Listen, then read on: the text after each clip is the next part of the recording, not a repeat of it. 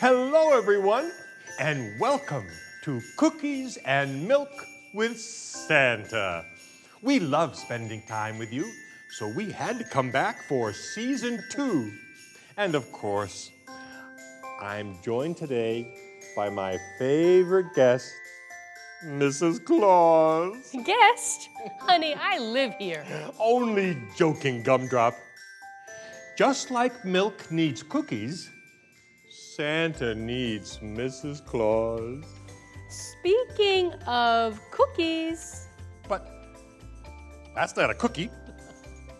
It's a letter. Oh, it's from Jessica in North Carolina. Such a sweet girl. Oh, and she's been on the nice list for years and years. Keep it up, Jessica. This is what she writes. Dear Santa, I know that you love Christmas cookies. Christmas desserts are my favorite part of the holidays here in North Carolina. We love pralines. She asks, have you ever tried them before? Love and Merry Christmas, Jessica. Oh, thank you, Jessica, so much for your letter. And yes, I absolutely love pralines. Well, that's why I picked this letter and why I've put together a recipe for praline-style cookies. You really do know me, don't you, Mrs. C? You can make these too. I've put the recipe right in the comments for you. You start by mixing the ingredients. Spoon them onto a baking sheet.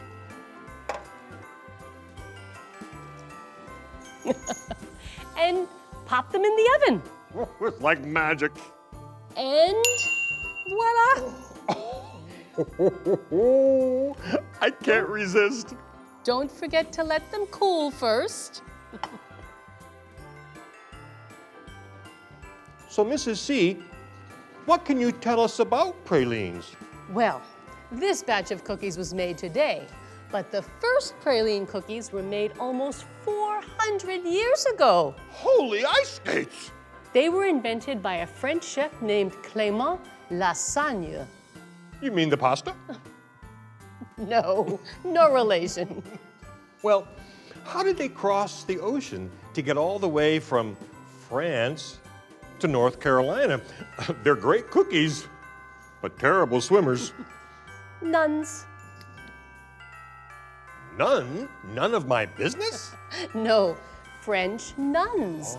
They brought pralines with them when they traveled to New Orleans in the 1700s. It was just a matter of time before they spread throughout North America. I remember the Christmas Eve, they became popular. So many children left me pralines. It was beautiful. Do you have a favorite Christmas cookie? We'd love to know. Leave a comment down below. I was just thinking, all those pralines spreading through America, it's almost like the first Christmas cookie swap. And of course, you know, honey, so much about cookie swaps, right, Mrs. C? Oh, the cookie swaps we do today are a wonderful tradition.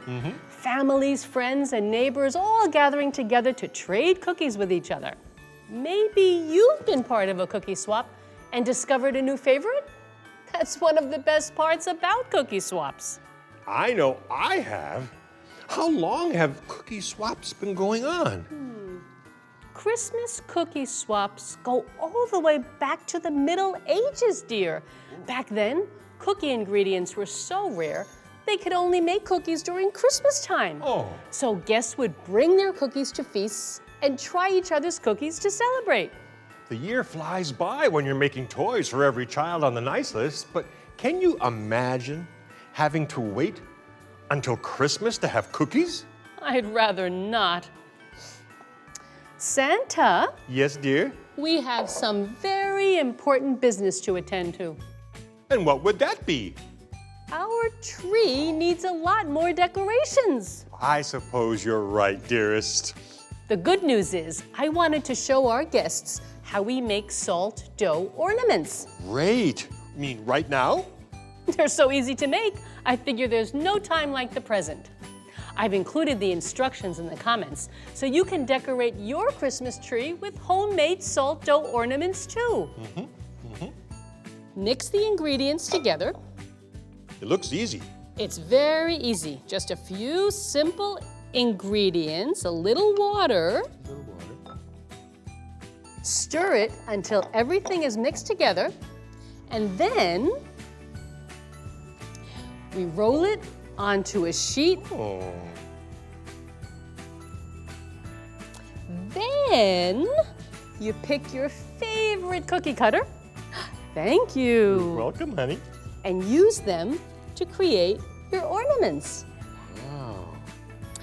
Don't forget to poke a hole to put the string through All right. so you can hang them. Bake your ornaments in the oven. Thank you. You're welcome, honey. And once they've cooled, you can decorate them. Here are mine. The best part about salt dough ornaments is that you can decorate them any way you like. We'd love to see how you decorate yours.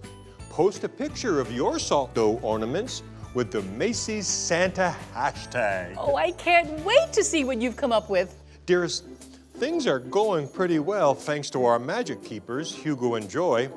You know, I might be able to take 1 or 2 nights off so we can visit some of our favorite trees. Oh, I would love that. Any ideas where we should go first? If we're going on a Christmas tree tour, we both know which one we have to visit first. 30 Rockefeller Plaza. Think of the Christmas tree you have at home now and imagine one 10 times its size. And all those decorations, Mrs. C. Flawless. I've wondered for a while if they secretly have an elf there working with them. What other tree should we visit? It's been too long since I've seen the tumbleweed Christmas tree in Arizona.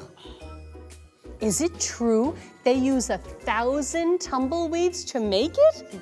It's very prickly business. And that lobster cage tree in Maine was quite the tree. It's quite fitting for them, dear.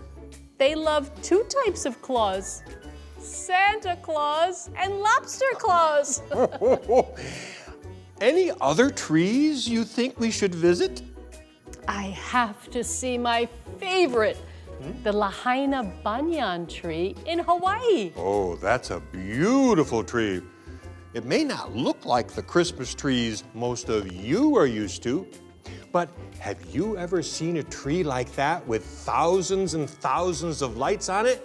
It's pure Christmas magic. I like that people all over celebrate Christmas in all kinds of ways. That's right, me too. They take little of themselves, mix it with Christmas spirit, and create some truly wonderful traditions. Let us know what your favorite Christmas traditions are, okay? We're always looking for new ones to try next year. Oh, they look lovely. Thank you, sweetheart. I was just thinking how lucky I am to be able to spend every Christmas with you. Oh. Santa, Yes? there's something different about your bookshelf. I can't quite put my finger on it. Did any of you notice it, perhaps? Something on Santa's bookshelf just changed. Can you spot it? I'll give you a hint. It's red, and it flies through the air. Well, usually I'd say your sleigh. Usually, and for most of tonight, yes, there was a little toy sleigh on my shelf. But with a little Christmas magic, I switched it for a cardinal. But why a cardinal? Oh, the cardinals are the state bird of Ohio, and we have something very delicious from Ohio next episode. And I'm guessing you'll be hiding clues next week too? Maybe, but you'll just have to wait until then. Oh, thank you again for joining us. And for giving me a reason to eat pralines. Merry Christmas! Merry Christmas, everyone! We'll see you again soon.